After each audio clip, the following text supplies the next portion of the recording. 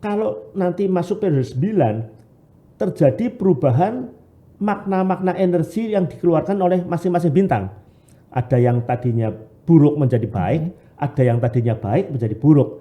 Sehingga kita perlu evaluasi lagi bangunan di periode 8 dan periode 7 ini. Apakah masih baik untuk periode 9? Nah, kalau sifatnya sangat fatal, misalnya menimbulkan penyakit atau menimbulkan keapesan lain-lainnya, maka ada baiknya bangunan tersebut dilakukan perubahan.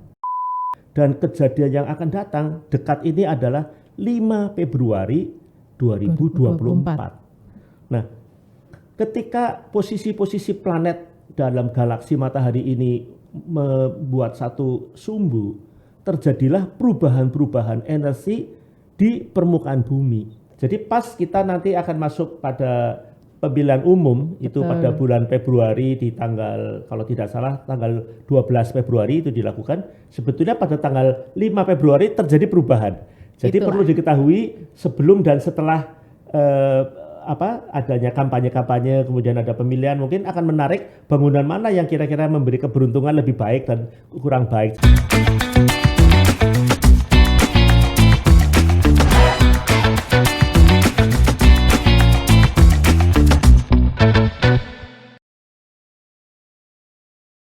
Selamat bertemu Tribuners.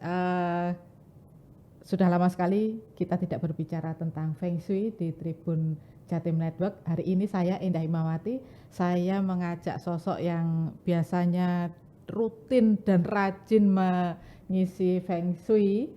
Ini istimewa banget karena biasanya beliau sudah melanglang buana kemana-mana, bisa ditangkap hari ini. Beliau adalah Pak Mauro Raharjo, ini ahli Feng Shui, dan kita nanti akan sekian puluh menit ke depan kita akan berbicara tentang flying star, apa itu, phasing apa itu, dan ada perubahan besar yang akan terjadi tahun depan. Itu sudah harus kita antisipasi sekarang.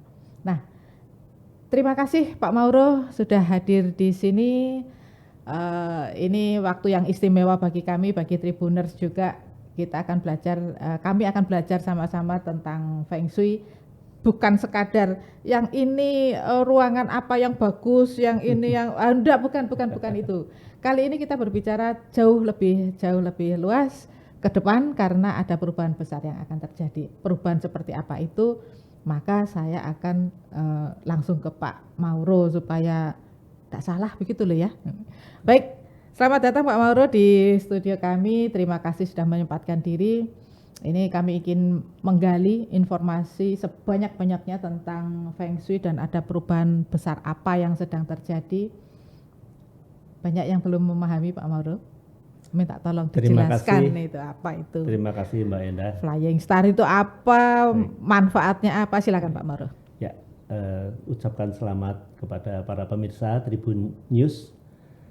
Saya Feng Shui Mauro dan kali ini akan mencoba membahas tentang Feng Shui atau perubahan Feng Shui yang akan terjadi dalam waktu dekat.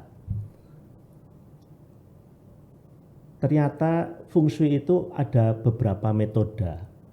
Jadi dari metode yang paling lama yaitu dari 2000 tahun yang lalu, kemudian berkembang pada waktu zaman dinasti Tang abad ke-7, lalu berubah lagi, makin maju pada waktu dinasti Song itu kurang lebih abad 9 sampai abad 11, lalu berubah lagi begitu pada abad 16 hingga pada zaman modern. Nah, tetapi mungkin para pemirsa belum mengetahui bahwa mengapa kok sekarang Feng Shui mendunia. Nah, ini sebetulnya ada sejarahnya. Karena pada waktu itu Feng Shui hanya dipakai untuk golongan-golongan ningrat, raja, pangeran, putri, kemudian juga bangsawan-bangsawan. Nah, ketika terjadi revolusi di Tiongkok, maka sebetulnya kelompok-kelompok ahli ini mulai dibenci. Bahkan pada ketika Tiongkok merdeka sebagai negara Republik Rakyat Tiongkok, Presiden Mao Zedong mencanangkan revolusi budaya, di mana budaya-budaya lama yang bersifat feodal dibuang. Antara lain itu adalah para ahli Feng Shui ini.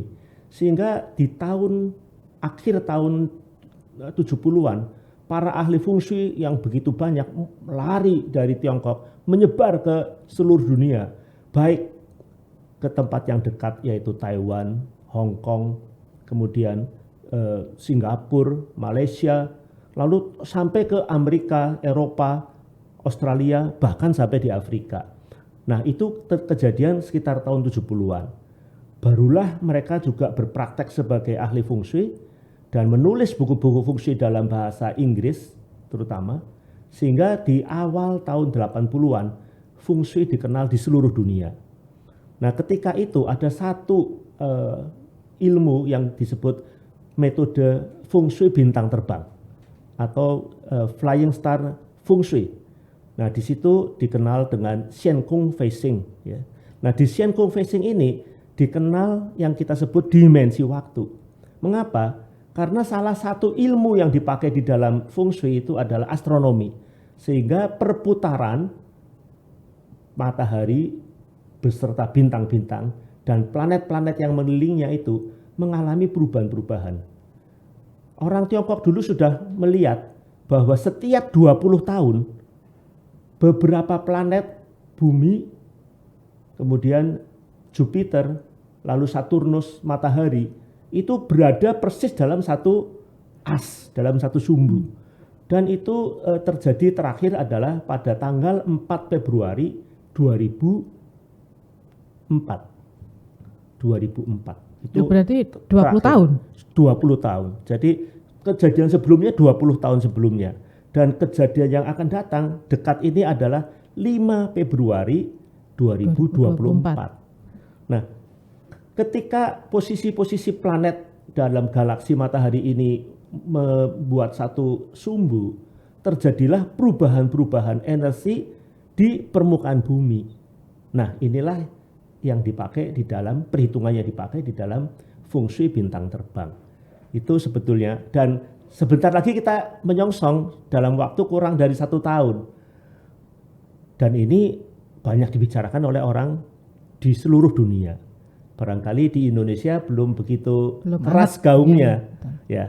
Tapi saya rasa nanti kira-kira pertengahan tahun akan diributkan karena banyak bangunan-bangunan yang harus dievaluasi, apakah masih bagus, masih punya peruntungan yang baik, apakah energinya masih positif, atau sebaliknya energinya malah makin buruk, makin jelek. Akhirnya bagi tempat-tempat bangunan, rumah, kantor, kemudian tempat kerja, pertokoan, hotel, dan segalanya itu akan mengalami perubahan yang sangat besar. Dan barangkali tujuan dari pada saat ini adalah kita ingin bicarakan apa sih itu yang namakan feng shui periode 9, begitu. Baik, ini kalau fungsi periode 9 artinya kalau sampai kan 4 Februari tahun 20 tahun yang lalu dan nanti 4 Februari. Ya, 4 Februari itu habis tahun depan. 5 sudah berubah. 5 berubah. Ini perubahan yang seperti apa ini Pak Mauro? Perubahannya yang seperti apa? Nah, di dalam teknik bintang terbang, bintang-bintang itu adalah simbol dari energi yang orang feng shui menyebutnya qi energi.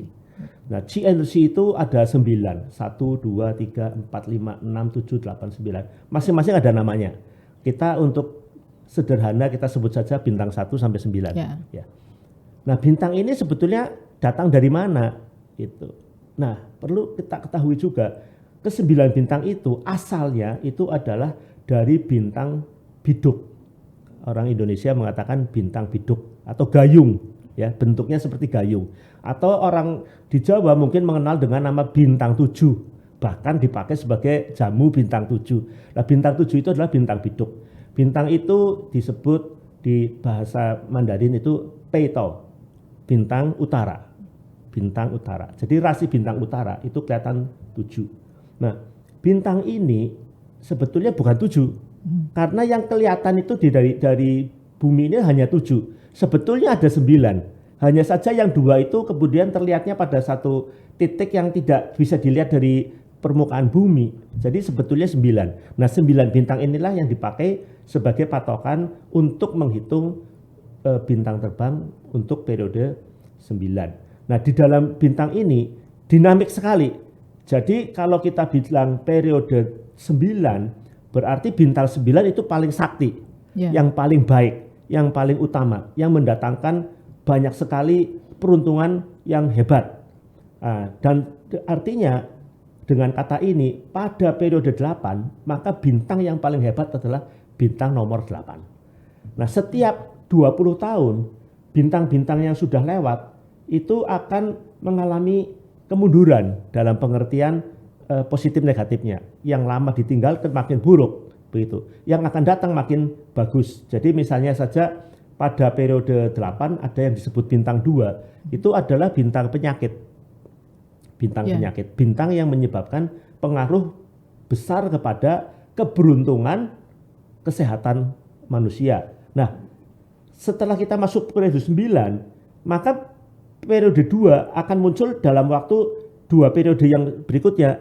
Setelah periode 9, periode 1, kemudian periode 2. Jadi periode 2 akan berbalik dari bintang yang tadinya buruk di periode 8, masuk periode 9 menjadi bintang yang baik. Nah, perubahan ini perlu diketahui oleh orang-orang yang menggunakan jasa-jasa feng shui dalam perhitungan keberuntungan masing-masing bangunannya. Nah, ini yang perlu diketahui. Sebaliknya, ada beberapa bintang yang dulu dianggap pasti tidak begitu buruk, yaitu misalnya bintang 7 baru saja ditinggalkan oleh periode 8. Itu disebut bintang kemakmuran yang sudah lewat. Nah, sekarang pada waktu periode 9, bintang yang tadinya biasa-biasa saja menjadi lebih buruk. Nah, sebaliknya bintang 8 yang tadinya paling hebat pada periode 8 akan menjadi bintang kemakmuran, bintang kejayaan yang sudah lewat. Bintang 9 adalah kejayaan sekarang. Dan bintang 1 menjadi bintang kejayaan masa depan. Jadi begitu selanjutnya dinamika daripada efektivitas dari bintang-bintang yang bermakna positif dan negatif bisa kita lihat dari teknik tersebut. Saya kira demikian. Pak Mauro, di situ itu ada 9 siklus feng shui. Betul. Nah, siklus-siklus ini sebenarnya apa ininya? Apa imbasnya ke kita? Baik. Ya. Jadi begini. Kita lihat ada periode atas, ada periode tengah, ada periode bawah. Masing-masing periode dibagi 3 siklus. Satu siklus panjangnya 20 tahun. Yang tadi ya. Dan satu siklus yang lengkap adalah 9 siklus berarti 180 tahun. Biasanya itu menandai kalau kita bicara sejarah, menandai dinasti-dinasti di Tiongkok. Jadi setiap 180 tahun atau 200 tahun berganti dinasti. Itu sebetulnya ada kaitannya dalam sejarah. Tetapi apa pengaruhnya untuk manusia? Sekarang kita perhatikan, periode itu adalah periode 1, 2, 3, 4, 5, dan mungkin kita tahu bahwa bintang yang paling buruk itu adalah bintang apes, bintang 5. Itu terjadi di tahun 44 sampai 63. Dan mungkin para pemirsa ingat, itu adalah suatu kejadian yang besar, Perang Dunia Kedua yang diakhiri dengan bom atom. Nah, saya kira itu satu yang paling buruk sekali. Jadi sekarang untuk kalangan orang feng shui sadar bintang 5 itu apes, hindari. Nah, kalau bintang apes 5 ini pada periode 9 nanti beralih tempatnya, lokasinya, kita perlu mendeteksi sebab bintang itu menjadi bintang buruk. Kalau sampai bintang itu jatuh di posisi pintu masuk utama dari bangunan kita, wah, berarti kita harus ada yang memperhitungkan jangan sampai nanti setelah tahun 2024 ada kejadian buruk kita menyesal. Jadi itu pengaruh utamanya. Dan sebaliknya, kita mengejar bintang-bintang mana yang memberikan kesehatan, kemakmuran, dan kebahagiaan di antara bintang-bintang tersebut, dan disitulah kita meletakkan kamar tidur atau pintu masuk utama dari suatu bangunan. Apakah itu rumah, apakah itu kantor, apakah itu pabrik, apakah itu toko, dan sebagainya.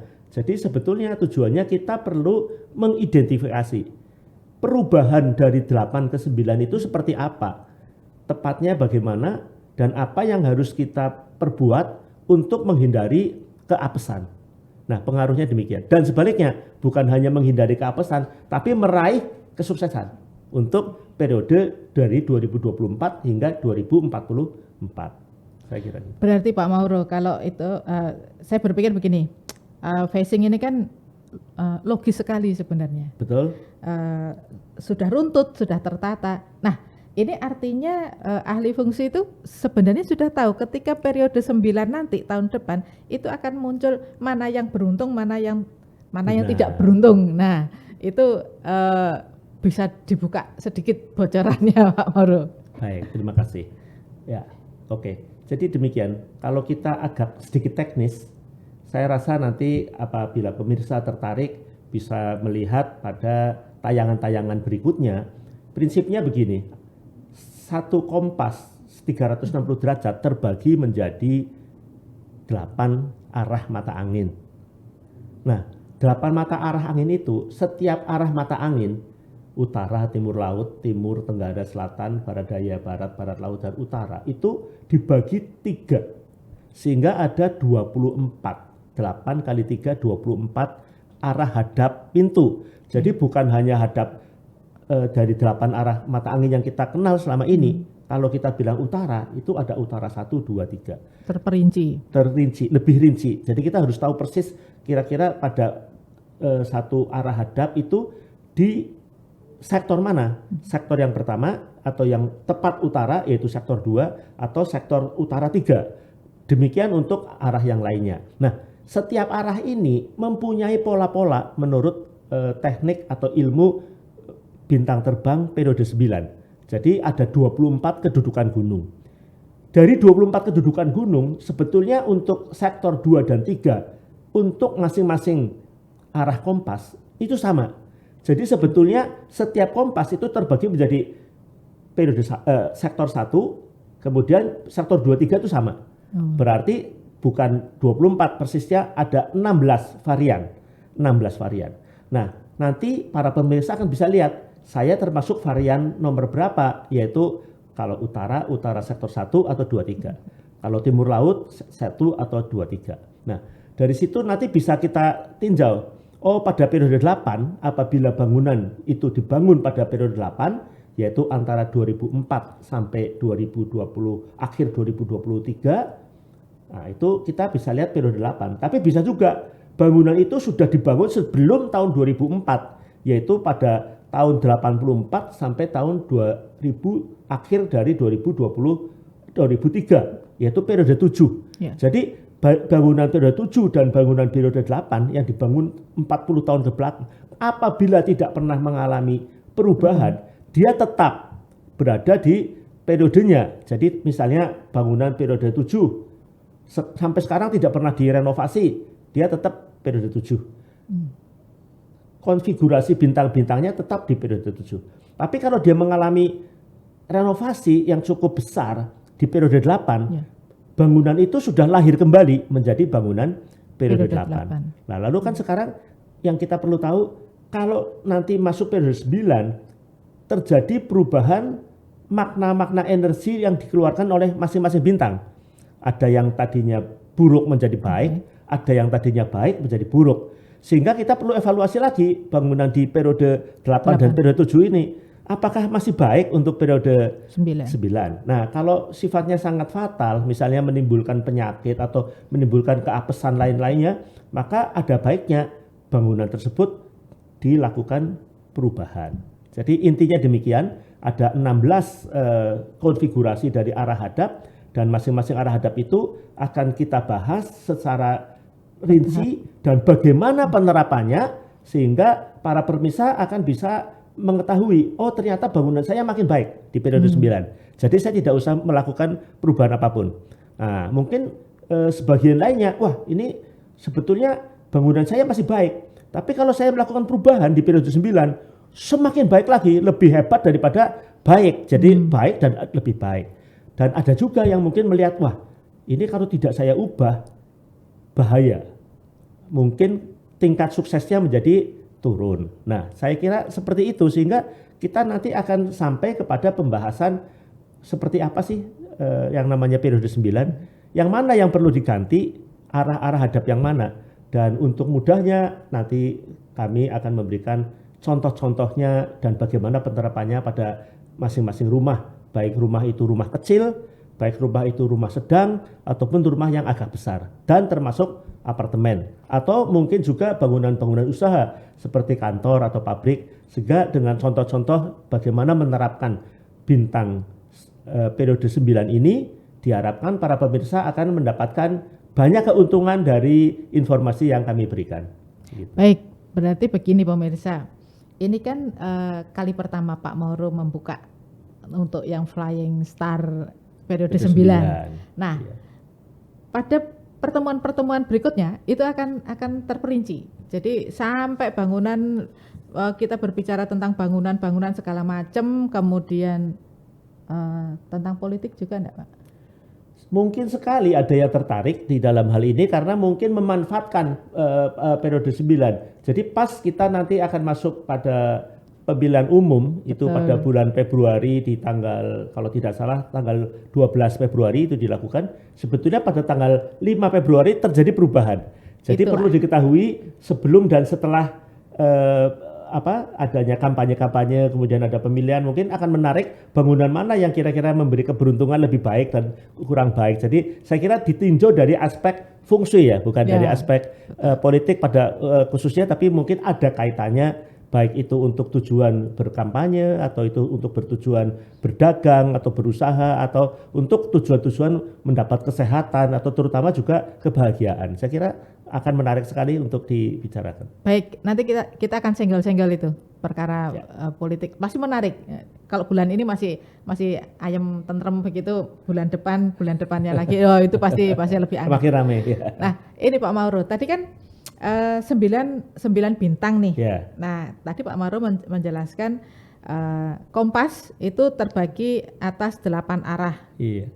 1 bintang 1 arah. Bukan. 1 arah kompas dibagi 3. Dibagi 3. Jadi, nah, maksud saya kan ada bintang. Oh, ada bintangnya. Ya, betul. Kan 9. Arahnya 8.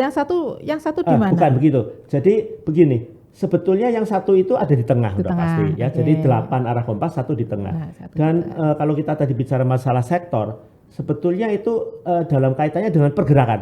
Okay. Jadi kalau misalnya di utara sektor 1 bergeraknya berubahnya begitu. Kalau di sektor 2-3 bergeraknya berbeda gitu. Jadi meskipun sama-sama hadap utara, tetapi sebetulnya konfigurasinya berbeda. Nah, itu yang perlu diketahui oleh para pemirsa. Saya kira demikian itu. Betul. Pak Mauro, begini, setiap tahun itu kan selalu ada perubahan. Betul. Kalau yang setiap tahun ada perubahan saja kita sudah antisipasi nih. Betul. Nah, kalau sekarang perubahannya itu 20 tahun sekali. Nah, itu kan pasti perubahan sangat besar. Wah, itu pertanyaan baik sekali. Kira-kira apa yang harus? Pertanyaan baik. Sebetulnya begini, pertama kita mempertanyakan kok ada setahunan, kok ada 20 tahunan, ada yang namanya periode, ada yang namanya annual. Sebetulnya begini, tadi saya katakan bahwa 20 tahun sekali beberapa planet, bumi, matahari itu akan berada dalam satu as, itu 20 tahunan. Dan itu adalah fungsi yang sifatnya tetap, relatif tetap dalam 20 tahun, nanti berubah lagi 20 tahun yang akan datang. Tetapi yang paling berpengaruh kepada bumi, pada permukaan bumi adalah bintang yang paling besar. Bintang yang dimaksud itu planet, yaitu planet Jupiter. Jupiter itu besarnya, volumenya adalah 3.300 kali lebih besar dari bumi. Jadi bumi itu bisa dibayangkan seperti biji beras itu ya. Kalau Jupiter itu kira-kira sebesar bola sepak, barangkali dia satu biji itu 3.300 kali. Dan posisi dari Jupiter itu berada setelah Mars. Jadi kalau kita lihat bumi dan matahari, sebelum Jupiter itu ada Mars. Tapi karena Mars lebih kecil daripada bumi, pengaruhnya tidak seberapa. Sebaliknya Jupiter karena 3.300 kali lebih besar dari bumi, pengaruh gelombang yang dipancarkan Jupiter kepada bumi itu terasa. Nah, masalahnya kalau si bumi ini 1 kali orbit matahari diperlukan waktu 1 tahun, kita sebutnya. Jupiter itu 1 kali orbit 12 tahun. Oleh sebab itu, maka kita bisa melihat bahwa Jupiter, kita lihat dari bumi, itu setiap tahun ada perubahan. Jadi setiap tahun ada perubahan. Nah, perubahan itulah yang menyebabkan ada pengaruh yang sifatnya lebih minor dari yang periode 9. Jadi tahunan juga ada. Jadi bintang-bintang itu setiap tahun juga ada pergerakan dan mungkin bintang tahunan ini lebih relevan untuk membahas seperti misalnya pada tahun politik ini. Iya. Jadi pada tahun ini, nah, karena pada tahun depan sudah ada perubahan. Jadi orang mengejar tahun ini fungsi yang baik yang mana? Kalau saya mau menang di dalam pilkada atau misalnya di dalam pemilihan yang serupa pilwakot dan seterusnya. Jadi yang utama sebetulnya mungkin adalah tahunan. Karena yang 20 tahun lebih berpengaruh kepada satu gedung yang dipakai untuk usaha jangka panjang. Gitu. Kalau yang tahunan itu sifatnya minor, tapi bisa menambah keberuntungan atau bisa menambah atau mengurangi keberuntungan. Nah, itu yang perlu dikenal. Kita bisa membahas juga untuk periode untuk tahun 2023 misalnya atau 2024 nanti. Saya kira demikian. Jadi sebetulnya jangan salah mengerti bahwa ini adalah hal yang sama. Sebetulnya dua itu yang sama itu adalah tekniknya teknik 9 bintang. Ciu Sing, Ciu 9, Sing bintang. Jadi metodenya Ciu Sing. Tetapi yang satu adalah untuk annual, tahunan, atau disebut visiting star, bintang yang visit ya, melakukan mampir gitu, mampir pada tahun itu. Tapi ada yang kita hitung untuk lebih seriusnya itu adalah yang periode 9. Jadi sebetulnya dua-duanya penting. Hanya saja pengaruh dari tahunan itu minor. Hanya untuk tahun yang bersangkutan. Sedangkan yang panjang, jangka panjang yang periode itu pengaruhnya lebih besar dan jangkanya panjang. Begitu. Jadi pengaruh-pengaruh minor saja yang sifatnya tahunan tadi. Ya, terima kasih ditanyakan. Pak Mauro, kalau misalnya tadi kan sudah disebutkan kalau bangunannya sudah lawas. Nah, itu perkara bangunan-bangunan lawas yang kalau tidak direnovasi maka tetap bintangnya ikut ketika dia dibangun. Nah, kalau sekarang misalnya kantor saya begini. Iya. Dilihat tahun depan ininya buruk, itunya jelek, ininya enggak bagus. Nah, itu terus renovasi total pasti tidak bisa. Tetapi selalu adakah cara-cara untuk mengatasi begitu? Jadi pertama untuk menjawab pertanyaan ini, para pemirsa perlu mengetahui lebih dahulu kapan bangunan ini dimulai. Apakah pada periode 7 atau pada periode 8. Pertama begitu. Jadi setelah kita mengenal itu, kita lihat, arah hadap pintu utamanya kemana? Apakah di utara, barat, timur, selatan, sektor berapa? Itu langkah kedua. Kemudian kita periksa masing-masing bintang. Yang masih baik yang mana? Yang bisa tambah buruk yang mana? Nah, ini kita baru bicara. Apakah akan dirombak seluruhnya? Belum tentu. Bisa saja bangunan yang tadinya sudah kelihatan bisa vitalitasnya bisa kembali lagi gitu ya, berbalik lagi. Tapi bisa juga tidak seluruh sektor itu buruk.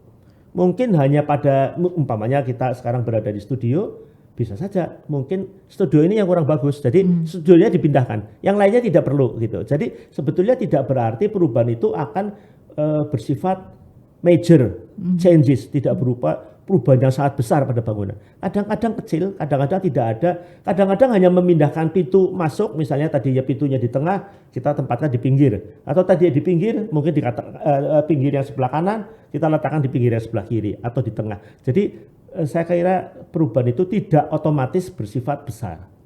Mungkin ada yang harus perubahan besar, tapi saya kira itu di bawah 10%. Yang lainnya perubahan-perubahan yang sifatnya minor. Dan itulah yang perlu kita ketahui. Kalau perubahan itu sangat besar misalnya, ya lebih baik bangun baru. Tapi kalau yang sifatnya minor dan mudah diatasi, nah ini adalah terserah pada keahlian dari masing-masing praktisi fungsi dalam melakukan perubahan dengan biaya seminim mungkin.